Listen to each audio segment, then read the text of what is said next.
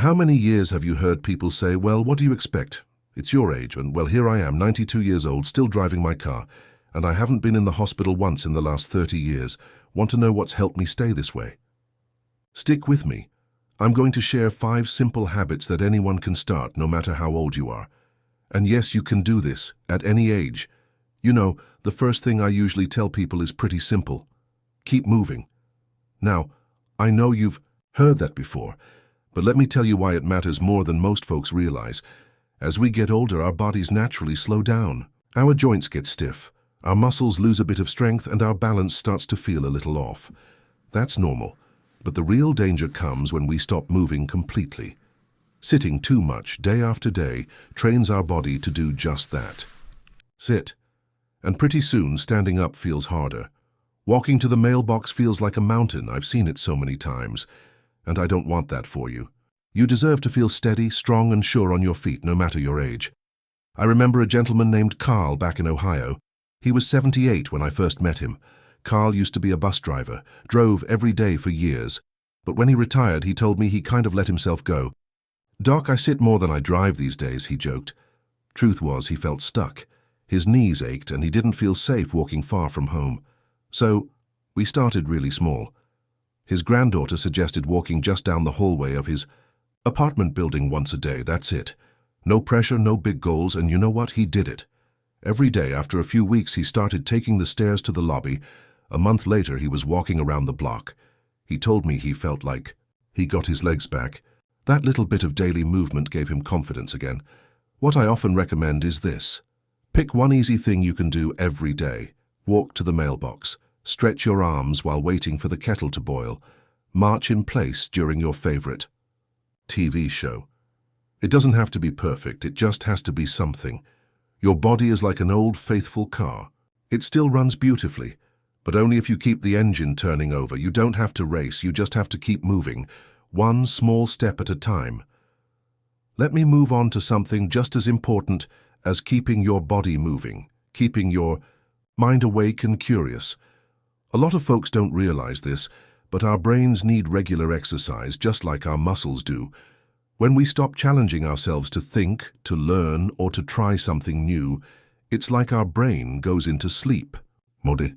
And after a while you start noticing little things, maybe forgetting names, losing focus, or feeling like your days all run together.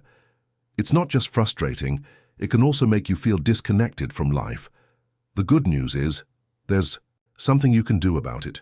Something gentle, enjoyable, and surprisingly powerful. I remember working with a lovely lady named Ruth. She lived in Tallahassee, Florida, and she was 81 when she first came to me.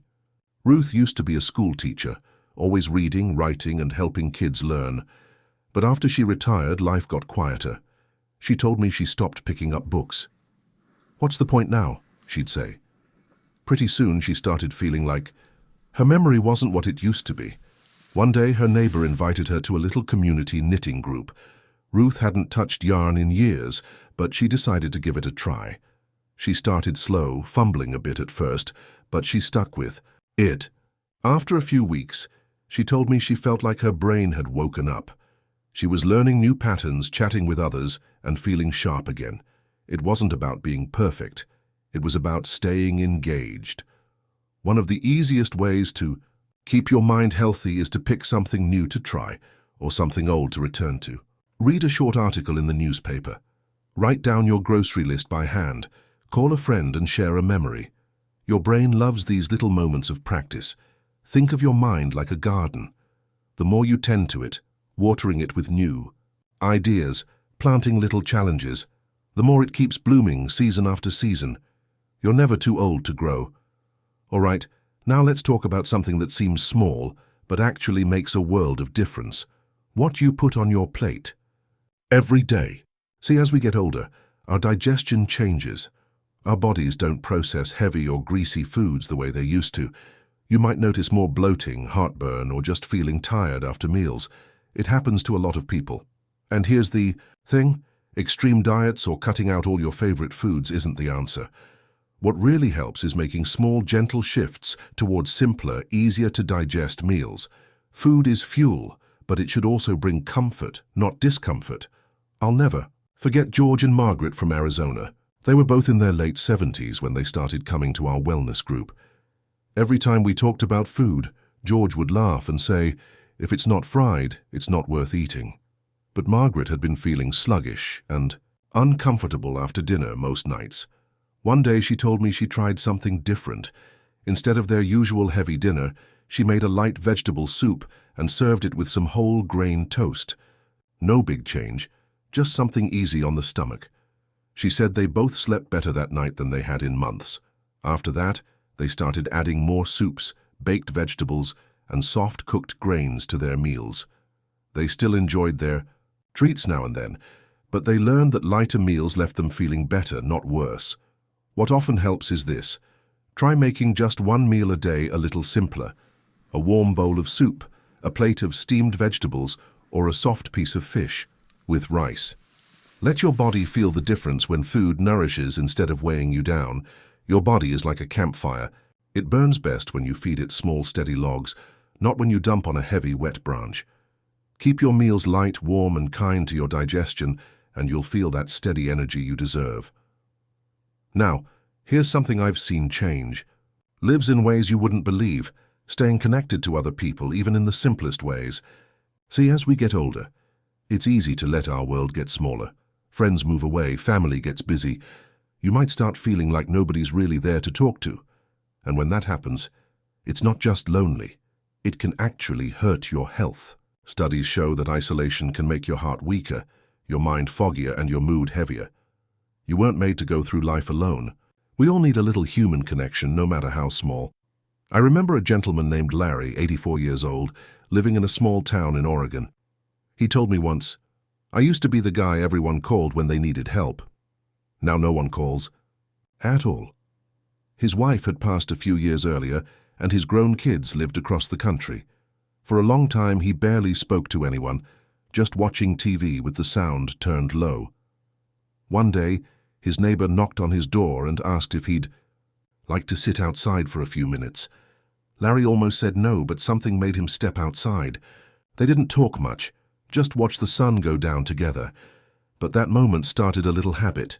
Every evening they'd sit outside for 10 or 15 minutes. After a few weeks, Larry told me he felt alive again.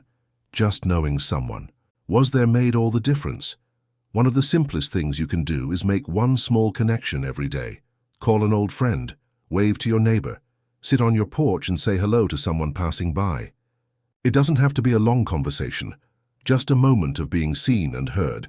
Think of it like a light in the window on a dark night. Even the smallest flicker of connection can warm your heart and remind you that you still belong, right here, right now. You deserve to feel connected. You are never forgotten. And finally, let me tell you something that I believe might be the most powerful habit of all, choosing to focus on gratitude instead of holding on to old hurts. You see, as the years go by, it's easy to collect disappointments. Maybe someone let you down. Maybe life didn't turn out the way you hoped. It's natural to carry those feelings, but if you hold on to them too tightly, they start to weigh you down like a heavy coat you don't need to wear anymore. Your heart starts to feel tired. Your mind gets stuck in the past, and it's hard to find joy in the little things. But here's the beautiful truth. Gratitude can change all of that, even in small ways. I once worked with a woman named Helen from Kansas City. She was 92 years old, and I'll never forget what she told me. "I've lost a lot," she said, "but I wake up every morning and find just one thing to be thankful for." Sometimes it was something big, like hearing from her daughter. Sometimes it was small, like the way the sunlight came through her kitchen window. She'd sit quietly and say out loud, "Thank you for this day." Helen had every reason to feel bitter, but she didn't. And you could feel that peace when you talked to her. She wasn't living in the past. She was living right here in this moment, full of quiet joy. What often helps is this. Before you go to bed tonight, take just a moment to name one thing you're thankful for. Say it out loud or whisper it to yourself. It doesn't have to be fancy, just something real. Gratitude is like opening a window to let fresh air into a room that's been closed up too long. Even a small breeze can clear the air and bring light back into your heart. You deserve that fresh start every single day. Now, I'd love to hear from you in the comments. Which of these habits feels the closest to your heart? Or maybe you have your own little secret to staying strong and healthy. And don't forget to hit that subscribe button and tap the little bell. There's so much more good, helpful content coming your way. And remember, you are not alone. You are stronger than you think, and life keeps going. If you just reach out and take it by the hand.